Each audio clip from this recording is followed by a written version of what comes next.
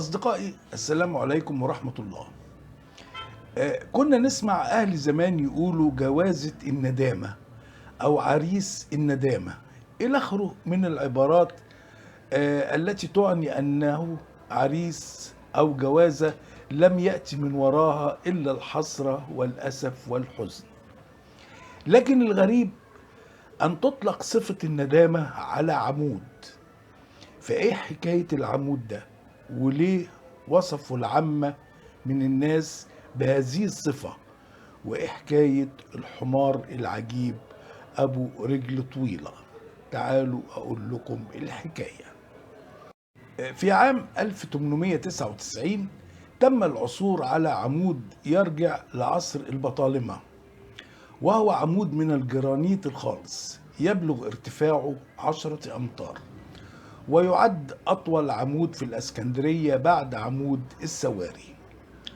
وقد تم اكتشاف العمود تزامنا مع ذكرى استرداد مدينة الخرطوم وفك الحصار عنها وقت ذاك، فقررت الدولة بهذه المناسبة إقامة ميدان يسمى ميدان الخرطوم، واختاروا مكان يقع أمام كلية الطب بشارع السلطان حسين، وبالقرب من حديقة نوبار باشا ومتنزه كرومر اللي هي حدائق الشلالات الآن، وتجاه الباب الخلفي للمستشفى الأميري التابعة لجامعة الإسكندرية. وقد تم وضع العمود في وسط الميدان. وقد ساعد أهالي المنطقة للمكانة التي تحققت لمنطقتهم، حيث اكتسب ميدان الخرطوم أهمية كبرى بسبب هذا العمود، حيث اعتبر أهم ميدان بالإسكندرية بعد ميدان المنشية.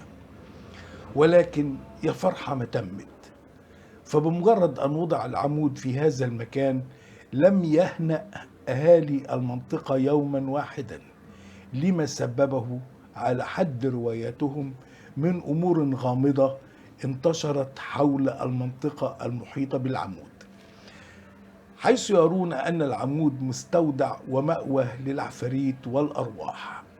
وزاعت شهرته وكثرت الروايات، فقامت مجلة الدنيا المصورة، إحدى المجلات القديمة الصادرة في عام 1930، بإجراء تحقيق صحفي بعنوان عمود الندامة مأوى الأرواح بالإسكندرية.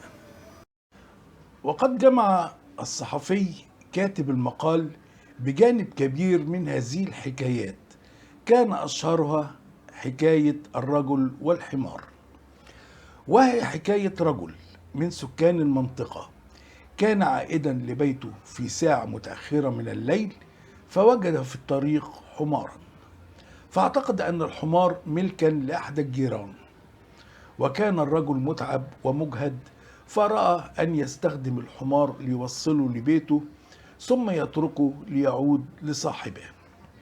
فلما اقترب من الحمار لم ينفر منه، بل كان هادئا وديعا، مما شجع الرجل على ركوبه.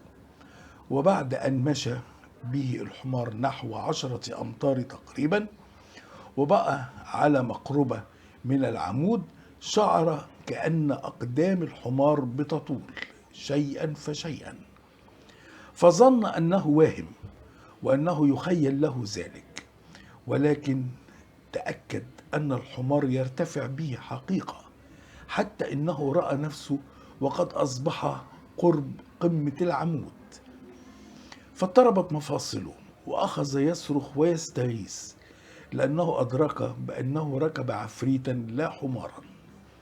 لكن صريخه لم يرجع الحمار، بل أخذ في المزيد من الارتفاع، حتى تأكد الرجل بأنه هالك لا محالة، فغاب عن الوعي ليفيق بعد فترة ليجد نفسه على أرض الطريق. ويؤكد أهل المنطقة للصحفي بأن العفريت لا يزال يظهر إلى الآن كل ليلة في هذا الشكل، ليحتال على المرة بأساليب مختلفة ليسخر منهم. أما من يعرف حكايته فإنه يبتعد بسرعة عن طريق الحمار ويفر في الحال من أمامه. وبذلك أطلق سكان المنطقة على العمود اسم عمود الندامة. عرفنا ليه بقى حكاية عمود الندامة؟ دي حكاية من الحكايات اللي بتروى، وهناك غيرها كتير جدا، منها الجنازة الليلية والمرش الجنائزي اللي بيعزف عند العمود، وغيرها عشرات القصص والروايات اللي بتروى على ألسنة العامة من الناس من أهل المنطقة.